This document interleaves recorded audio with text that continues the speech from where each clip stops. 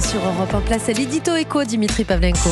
Bonjour Olivier Babot. Bonjour Dimitri, bonjour Anissa, Bonjour à tous. Olivier. Alors, est-ce le fait que la famille Babot s'agrandisse, Je crois que vous êtes un jeune papa, Ça mon cher m'inspirait. Olivier. Oui, voilà, d'une petite Athéna. On le souhaite bienvenue. Merci. La famille Félicitations Europe 1 Olivier.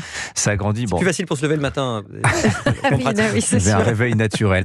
Vous nous parlez ce matin du grave problème, Olivier, du recul du taux de natalité, pour nous montrer qu'il n'y a, hélas, malheureusement, pas de solution simple. Oui, ce matin, je pose la question qu'on se pose tous. Comment fait-on des bébés ?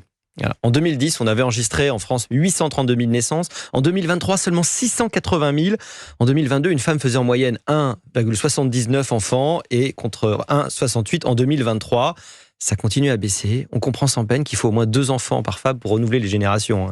La chute de notre natalité, c'est au cœur de nombreux problèmes. Elle met en particulier la soutenabilité de notre système social en péril, puisqu'elle déséquilibre les rapports entre actifs et inactifs. La relance de la natalité est un objectif partagé par la plupart des programmes politiques, mais pour l'instant sans aucun succès. Alors, tout le monde aimerait y parvenir, mais quels sont les leviers qu'il faut actionner ? Si on fait le tour des études, les déterminants du taux de natalité montrent qu'ils sont... le taux de natalité, c'est un phénomène qui est influencé par une combinaison très complexe de facteurs. Plusieurs indicateurs associés au développement économique et social, ça c'est un problème, jouent en sens opposé. L'urbanisation d'une population, le niveau de vie général, l'accès plus large à l'emploi des femmes, un plus haut niveau d'études des femmes, et puis évidemment l'accès à la contraception, ça c'est associé à une baisse du taux de natalité. Dans ce cas, on peut difficilement concevoir, évidemment, de recommander un retour en arrière. Les croyances religieuses, les normes culturelles de certaines communautés peuvent jouer en faveur des familles, mais la sécularisation joue plutôt en sens inverse. Les perceptions personnelles sur bien-être, la satisfaction de la vie et les attentes influencent aussi le choix d'avoir ou non des enfants. Mais les pouvoirs publics n'ont pas beaucoup de manette justement sur ces différents facteurs.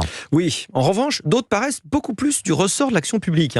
Le coût de l'éducation et de la garde d'enfants peuvent décourager les familles. Les politiques de soutien familial, crédit d'impôt, congé parental, allocation familiale, ont une efficacité dans certains pays nordiques. Les politiques familiales très généreuses permettent d'augmenter légèrement le taux de natalité. Évidemment, il faut plus de solutions de garde. L'essayiste Julien Damon recommandait dans un livre récent au pouvoir public d'être plus créatif en matière d'aide et par exemple de financer les abonnements aux sites de rencontres. J'ajoute que la façon dont les médias représentent la famille n'est pas totalement neutre. Finalement, il y a tellement de facteurs qui influent sur la natalité. Est-ce qu'il faut désespérer de notre capacité à la relancer ?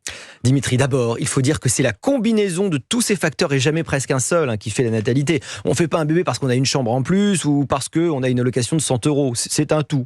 Et puis surtout, la décision d'enfant est la conséquence d'une certaine vision du présent et de l'avenir. Oui, c'est une décision d'optimisme qui pense que ça vaut le coup d'y inviter quelqu'un qu'on aime.